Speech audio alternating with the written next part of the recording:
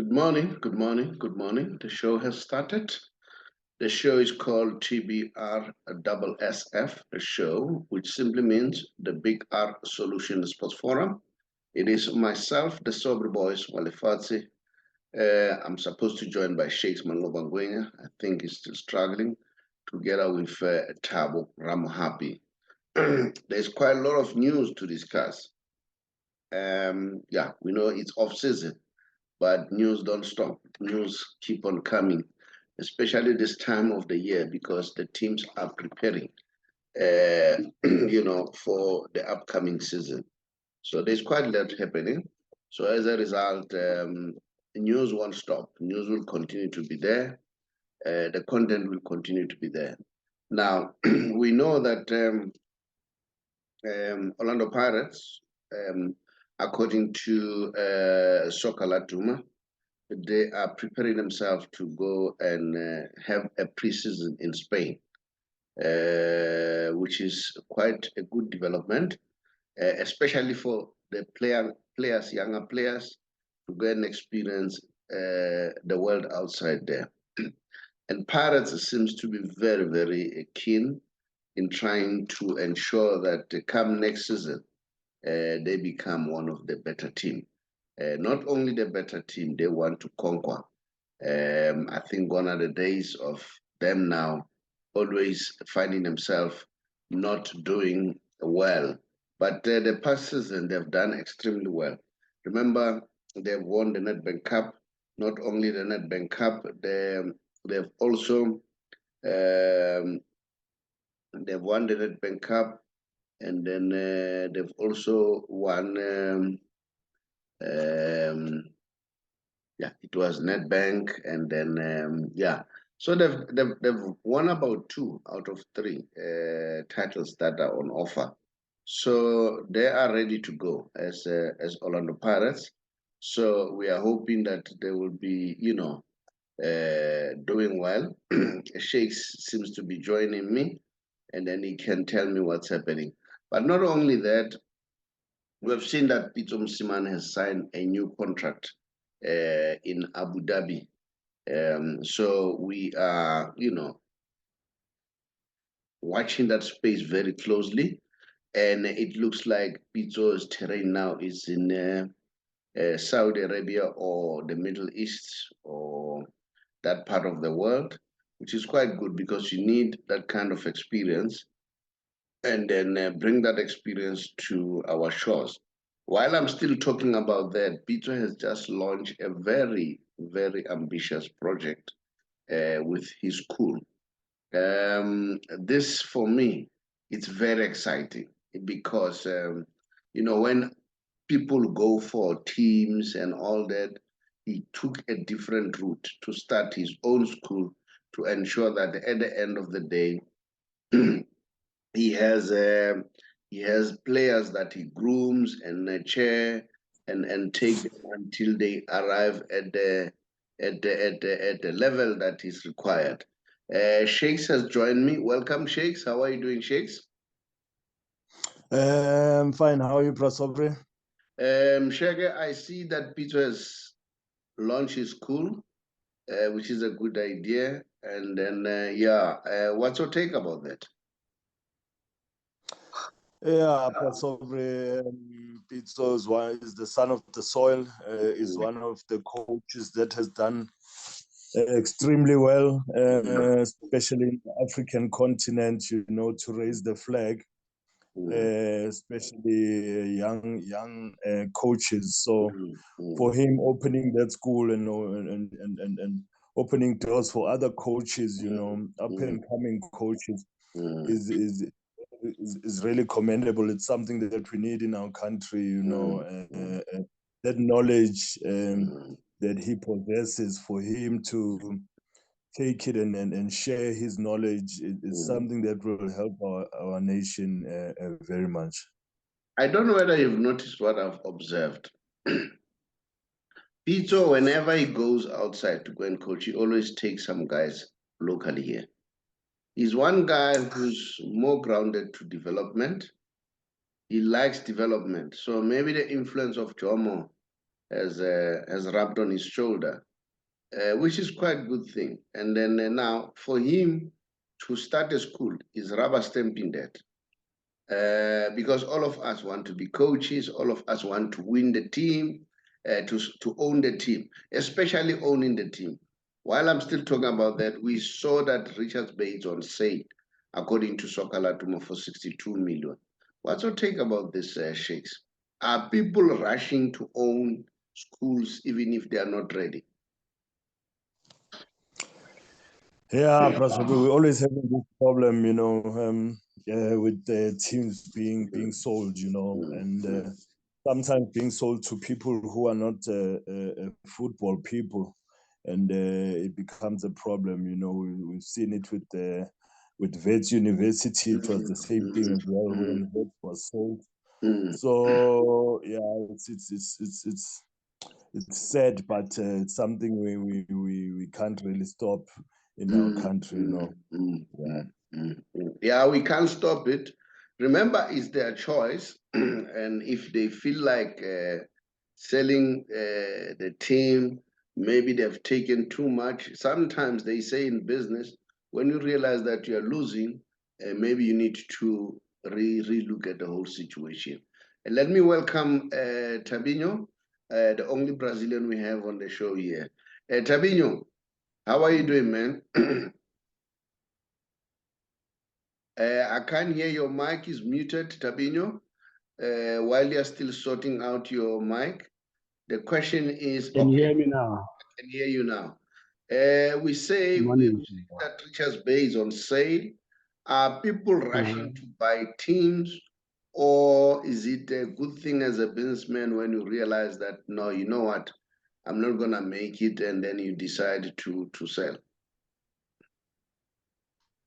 Look, Saubrey, the business of buying and selling teams is actually killing our football, I have to be honest.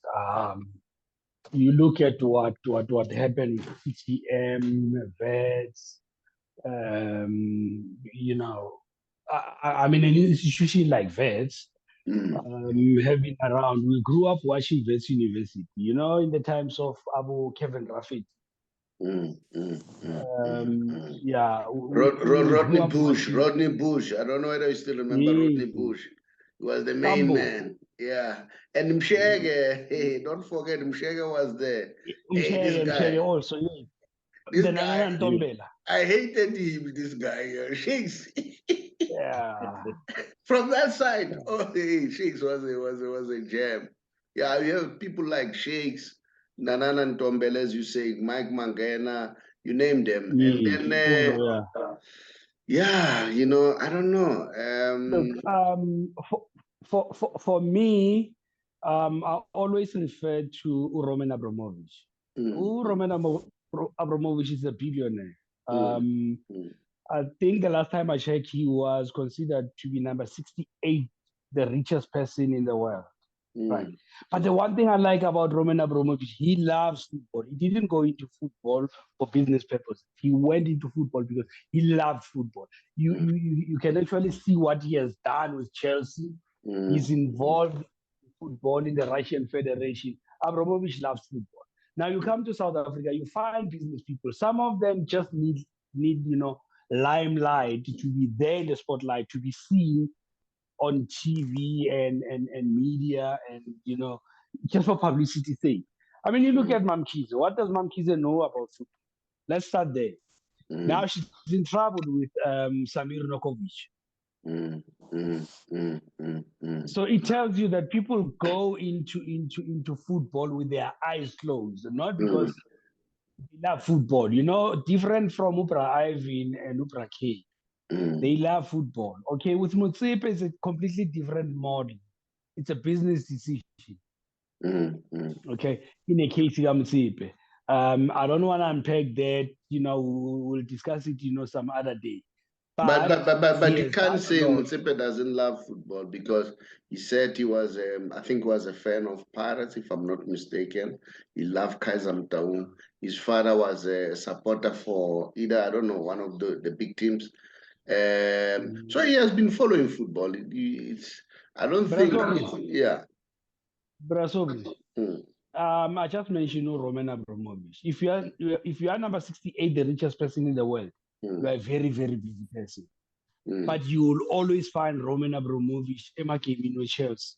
He's always there.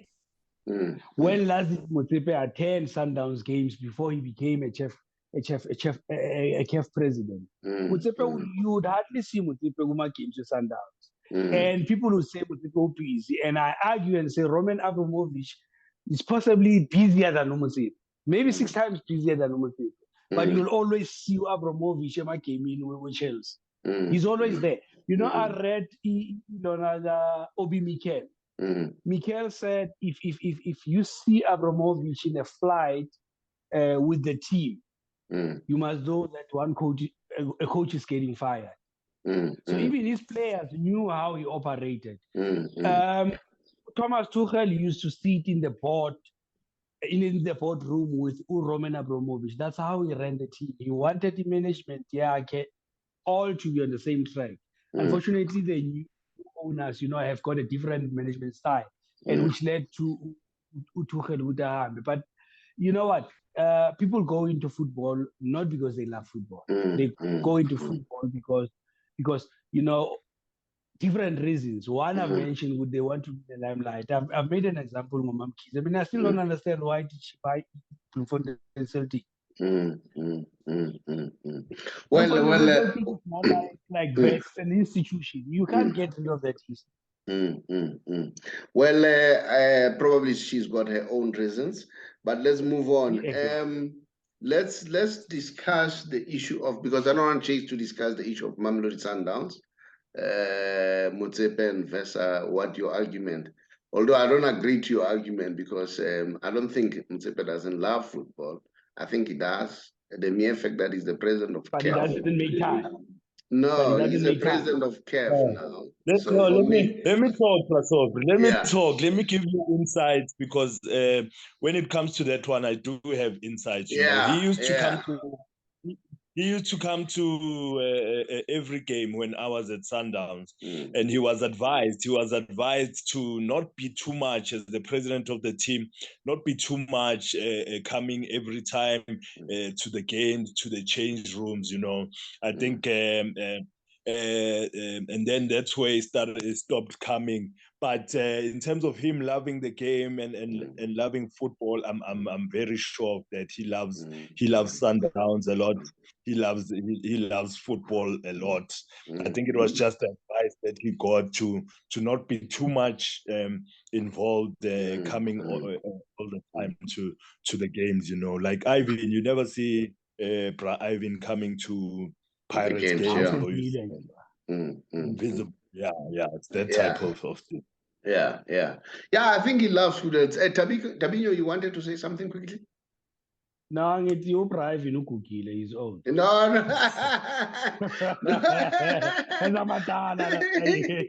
All right, guys. Let's move on. And then, Thabinho, I think we have a story around the issue of Maritzburg United, which makes the guy to start comparing himself with Chippa United. Tell us a little bit what's happening there. Yeah, look, Farouk Kadodia, Maritzburg owner, is complaining that 50% of the players failed the team, and the tactics of Fakli Davids didn't help the team because he played very defensive football. But for me, that argument it doesn't carry water. This is the time where he will appreciate how Chippa Mpenges is doing things. I'm not saying Chippa, is doing good for our football. He's doing more harm than good. But if as a leader or as a chairman or as a businessman, I mean, you are in business yourself, Saubrey. If your strategies are not working, you change your strategy. And I think Farouk should have seen it coming. Ama tactics are not working for Maritzburg United. And that's when he could have, relieved him of his duties and find a replacement.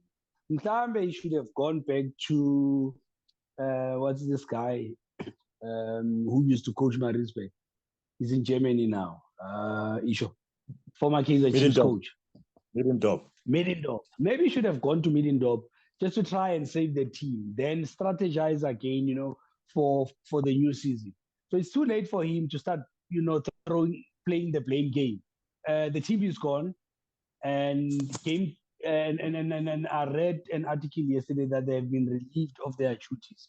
You fire a coach after the team has been relegated. I mean, that's too late. But Middendorp has been there. Middendorp has been there. He also failed at Maritzburg. So, Mshege, what's your take? Do you blame Farouk, or do you think Farouk has a point? But let's look first, Fadlu. Let's look at Fadlu. What is Fadlu's track record, to be honest? He was at Maritzburg United. Even there, he never did exceptionally well. He joined Orlando Pirates. Nothing to show, all right? And then I know he went to Saudi Arabia or the Middle East. But that's not enough. Yeah, he went to Russia, that's not enough. But Russia, they didn't last. They didn't last in Russia, no, Zimbabwe. Yeah. It didn't last. So for me, that doesn't count. Because I think they've been there for 2 months or 3 months. Yeah. Now, does this mean he's a good assistant coach, not necessarily a leading coach? Mshege, as a coach yourself, what's your take? If you analyze Fadlu yourself, is Farouk correct or Farouk wrong? Mshege? I think it is free. Yeah. Mshege, can you hear? Yeah. Mshege? I know it has cut him. I think it's a network issue. So what's your take about... I wanted to engage Mshege. Unfortunately, we lost him. No, he's coming back. He's back. He's back. Mshege? He's back. Yeah. What's your take? Yeah.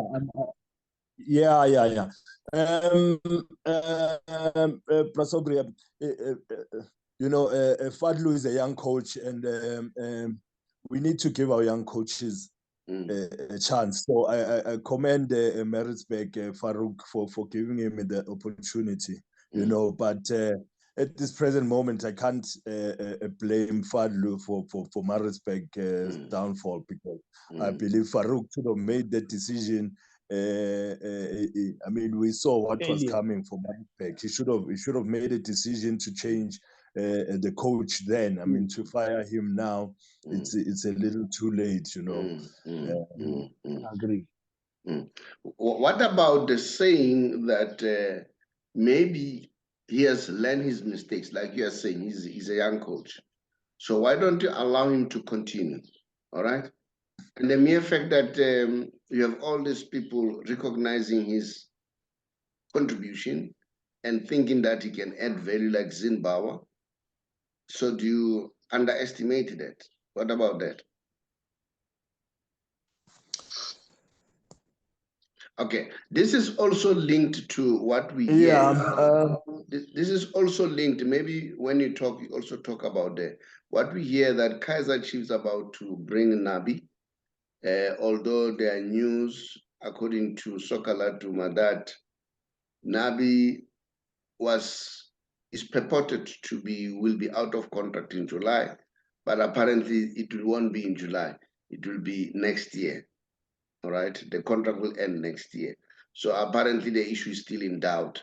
And apparently Kaizer Chiefs are looking at a number of people, according to Sokala Duma, like Manqoba, Steve Compella, and so on and so on. I don't know. What do you want to say, Mshege? Couple that together. Yeah, right now, I would give Fadlu the opportunity. I mean, if he hasn't fired him up until this point, he might as well keep him, in the Motsepe Foundation League, and let him come up with the team, Yeah, Professor, that's what I would say. Thabinho, I want to look at this. Are we having problem as teams in terms of development? I remember Pirates during the time of Augusto Palacio, they would produce a lot of good players. I remember Morocco Swallows during the time of Brapine Chabedi. They would produce good players. Jomo Sono, they would produce good players. But now we have the MDC, which is a very good initiative.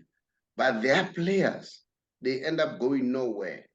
They end up playing for the lower teams. Sometimes others, they don't even play all together.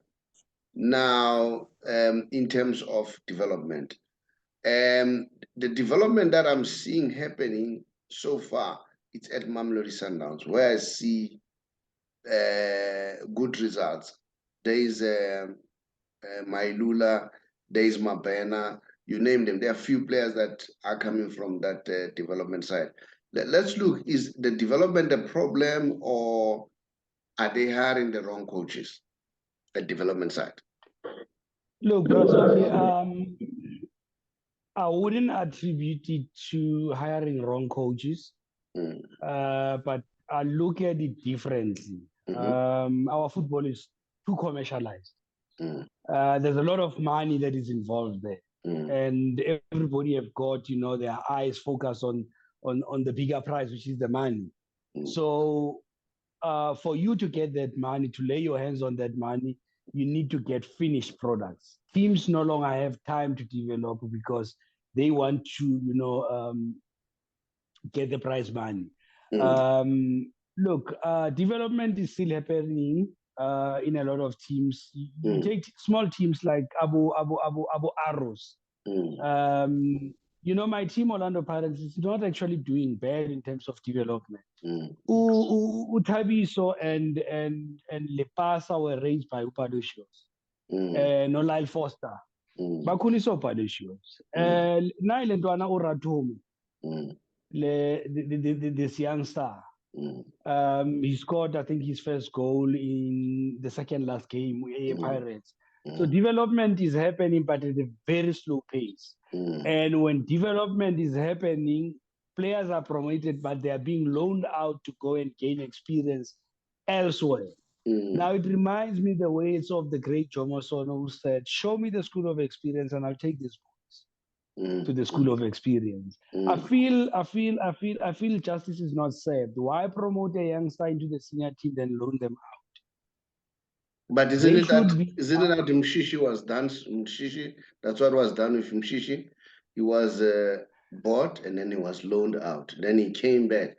Look, now he's a gem now. Is that a wrong? Mshege, what's your take? Okay, Thabinho, you wanted to say? Yeah, there's instances where you are forced to loan out a player. You would find in the position that he contests on, there's lots and lots of quality and experience. And for him to break into the team, it's a little bit difficult. I would take Thabiso. Thabiso was competing now Ujuste at Pirates. Seasoned and experienced defender. He's a youngster. It was difficult for him to break into the team. And again, Thabiso was signed as a defender, but was developed by Upaleshios as a striker. The reason he was signed as a defender is because there was no place up front. Abo Cavadino, Abo the Zambian guys, those who left. So it was going to be difficult for the young man to break into the team. So they decided to sign him as a defender. So under circumstances, sometimes they force teams to loan out these young players because it's not easy to break into the team. I mean, imagine a young star coming into the Sundowns team. There's quality there. So you agree that loaning players is not a bad thing. Mshege, let me hear your opinion. You haven't said much on this subject. Yeah, Brasovli.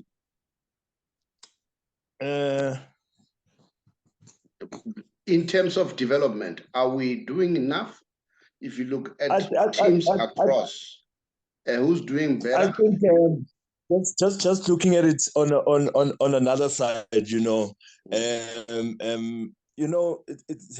with some teams it becomes easier for other players to blend when they're coming from the youth development because of the type of setup a team has.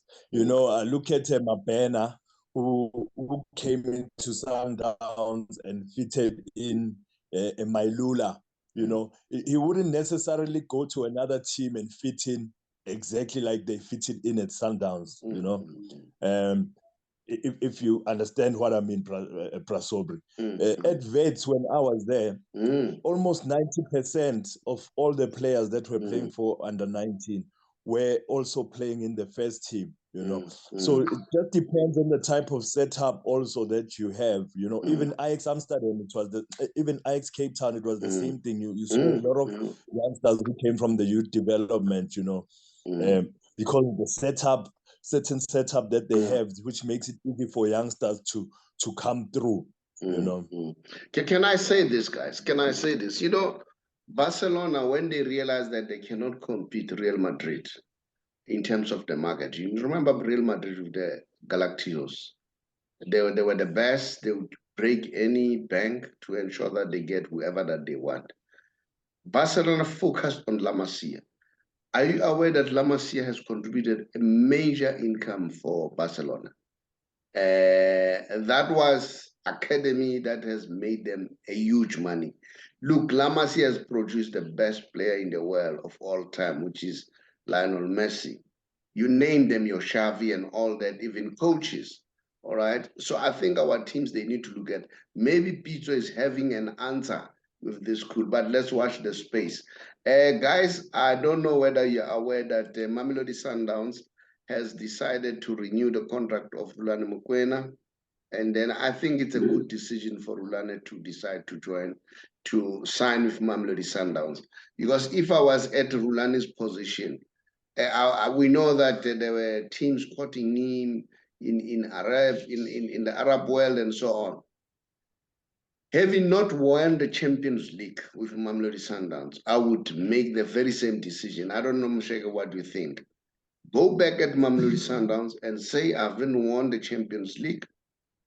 The league, Mamelodi Sundowns, it's synonymous with the league now, league champions. So it's nothing new, but something that is really missing is the Champions League. I don't know what to take them, Msheka.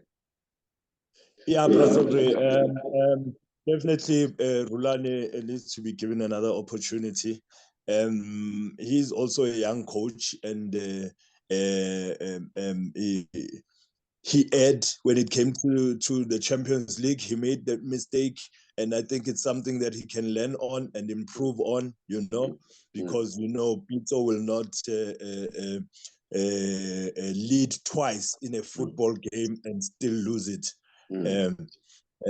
So Rulani can learn from Pizzo in certain games, like the CAF Champions League game. Sometimes you need to shut the back door, you know, when you're playing against the likes of your Al Ahly and Wydad. So it's just those little things. Otherwise, Rulani has shown that he's a quality coach. You know, he only lost twice in the league, and that was after we won the league, Sundowns. So not too much criticism from me to him. Yes, it had not to make it to the final of the CAF Champions League, but I still believe in Rulani in terms of the style of play, in terms of the goals, the amount of goals they score. You know, it shows that he's really a coach who wants to take the team forward, who wants the team to attack. But I just feel that in certain games, Champions League, you need that experience to understand that you can't go up twice and still lose the game. In fact, he needs to be given credit because he could have gone to the Arab world if he wanted. So the mere fact that he said, no, let me take another bite, which is good. Thabinho, here are the teams that qualified for the Afcon. Cote d'Ivoire, Morocco, Algeria, South Africa, Senegal, Burkina Faso, Tunisia, Egypt, Zambia, and then Equatorial Guinea, Nigeria, Cape Verde, and Guinea-Bissau and Mali. What's your take about this? Do you really these are the real teams who deserve to qualify? But to be honest, African football have improved. We no longer have minnows like your Cape Verde. I mean, I remember we once played them and they gave us a hard time.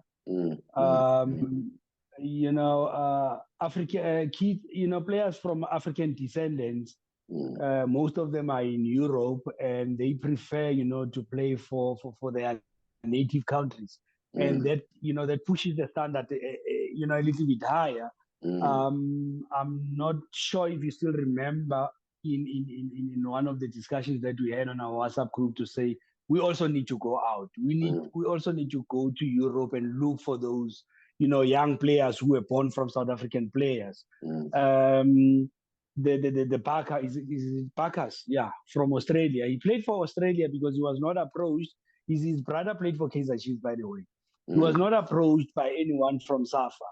I'm not saying South African-based players, are not quality, but I'm saying we need to try and improve the standard, put a little bit of pressure. Because one thing I've noticed, Mshenge, you would add your comment on this, is that our players lack ambition.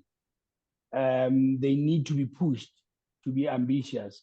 Most of them wants to play for Chiefs, Pirates, and Sundowns. No one is talking about playing for Arsenal. No one is talking about playing for Roma. No one is talking about playing in top European leagues. I mean, for now, when last did we have a direct export, to EPL? That was Bongani Khumalo. I think Bongani Khumalo went straight to Tottenham. If I remember well. And also, what's the name? The defender who was a defender for Pirates. OJ Mabizela. OJ went straight to Tottenham Spurs. So while you're still there, those players, yeah. Yeah, I'm looking at the time. Bringing those players. Yeah, I'm looking at the time. Okay. SADC. I'm looking at SADC Mshege. I see only South Africa and Zambia. Does it tell us that we are not doing well? I don't see Eswatini. I don't see Namibia. I don't see Lesotho. What is the problem? Are we having problems in SADC? Are we not doing enough? What's your take? Yeah, we're struggling a little bit there, Saubrey, well done to South Africa for qualifying after a long time. And Namibia, yeah, I was expecting something from Namibia, with Shalulile being there, having scored the goals, but it didn't happen. Yeah, and Dion Hoto, exactly, yeah. But just coming back to Thabinho, it's true, I mean, you look at the team we were playing against Morocco. Those guys, every player from Chelsea playing in that team, got players from PSG in the top leagues, So if we really want to compete, we need our players playing in the biggest leagues as well, competing in the biggest leagues. Look at your Nigeria's players. You've got Osimhen, who's the top goal scorer in Italy, and he's a wanted man in world football. Who wants any of our players here right now? So yeah. Shaka, let me move on. We have our own here in Tembisa, Power Rico Winter Games. Power, Panyaza Lisuvi. There are people behind this concept. They'll be having games as from the 1st of July up to the 29th of July. And then, we are going to watch nice games at Pumulong. And then apparently they have good sponsors. Sorry about that. I just want to share something about Power Rico tournament so that it can be well displayed so that you can see it very well. So yeah, and then Mshege, I know you normally support those games. Here is Power Rico, the 1st to the 29th July. There will be games there. As you can see, we see Mr. Lusufi down here. Power Rico, who's the man behind this concept, maybe collaboratively. You see they have DSTV as a sponsor for this tournament. Thabinho, let's start with you. What's your take? Look, I think these kind of tournaments are good for development, for our football development. This is where, most players, I mean, you would attest to that, where most players are unearthed, like tournaments like, the Phillies games and stuff. So this is an opportunity for youngsters who struggle to, or, who cannot be afforded the opportunity to break into the professional ranks. This is, the opportunity for them to showcase, their talent. A brilliant concept by Upanyaza and Power Makura, with this initiative. I'm fully behind the games. I hope I'll get a chance to attend 1 or 2 games. As you know, I'm moving between provinces. Yeah. Shage, do you think, I know you support these games. I saw you in Phillies games supporting them. David, Tony are always there. And then I know there's something brewing on your side. Do you think we need this kind of games? Oh, definitely, Saubrey, I think at DSTV also they really need to be commended, for broadcasting these games, because it gives so much exposure to these young boys who've never been on TV, and people are always watching. So if you are giving your best, you get the opportunity to be seen. There's NFD Mutsipe Foundation teams looking for players. So this is an opportunity for players to be seen, and even the ones I was attending this weekend, the Kasi games in Soweto this weekend, they have teams that are outside from the province, from Limpopo and other provinces. It just gives them that exposure that they've never got, to be seen on TV. So the Power Rico Winter Games is going to be the same thing. It's going to give exposure to a lot of youngsters, to showcase what they have. Yeah, it looks like it's going to be a very nice thing. Guys, I think we are run of time. And then as a result, I don't think I'll do too much as far as the Messi special is concerned. Let me see, there's something that I want to do in terms of, I'm looking at the Ballon d'Or. I want us to talk about that one a little bit, the Ballon d'Or. Remember, it's coming soon, all right? I'm no more in that level of comparing Messi and Ronaldo anymore. That competition is over between the two. If you can see the numbers here, they will tell you that the competition is over.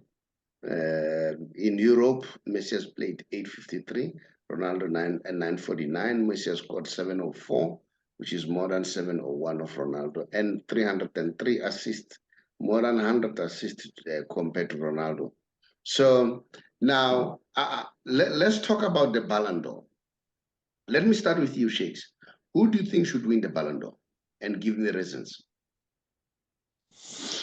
Okay, maybe can I put it this way? I think the people that deserve to be in the nominees for the Ballon d'Or, obviously Messi. The numbers speak for themselves, the assists, the goals, when you're watching football in a holistic view, Messi has to be there. He won the World Cup, and he's done so well this season again in terms of his numbers. Erling Haaland has been a goal-scoring machine. Man City have won the Champions League. They've won the league. He's the record goal scorer for Man City. So I believe he should be there in the podium, as well as Rodri. Rodri is also a contender. He just won now with Spain, the United Nations as well. He won the Champions League as well, and he's been the player of the Champions League. So for me, those are my top contenders for the Ballon d'Or.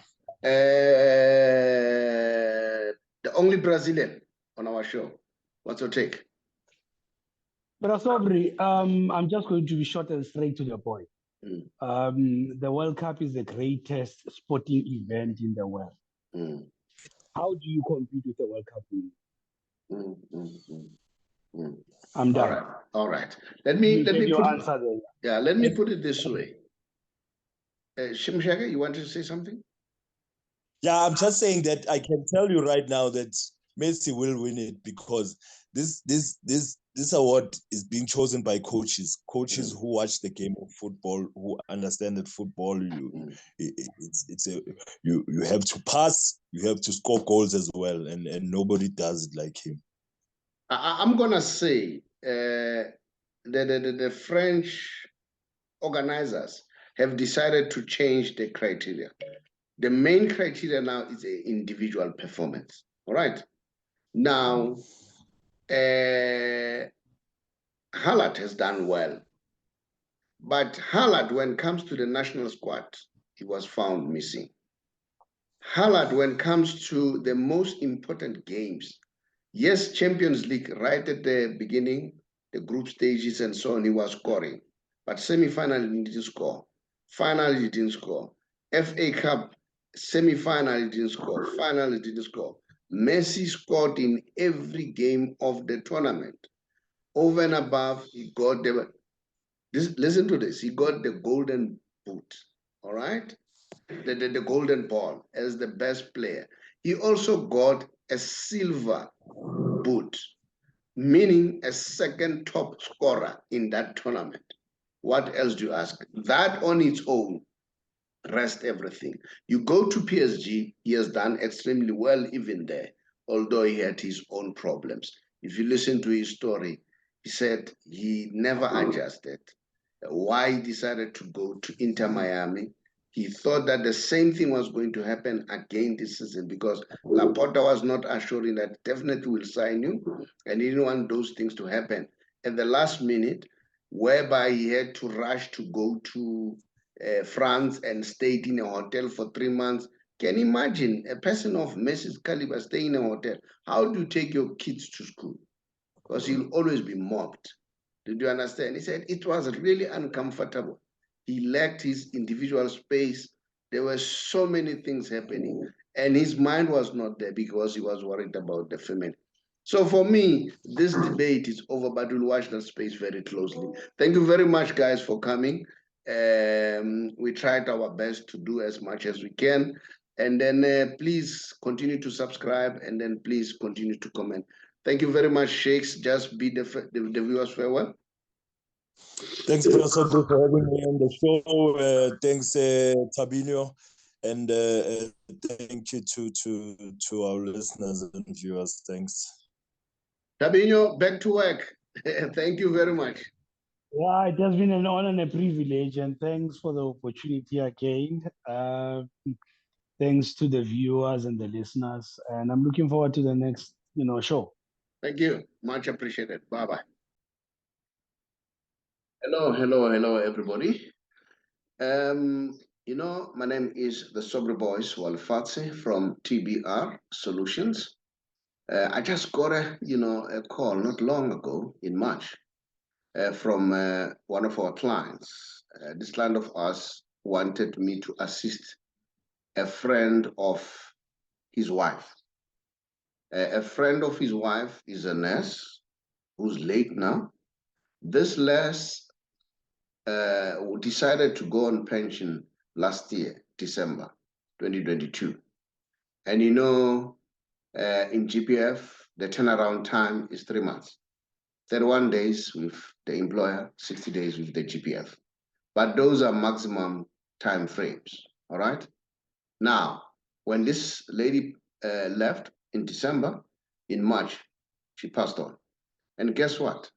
She was a single parent with children who are above 22, all of them.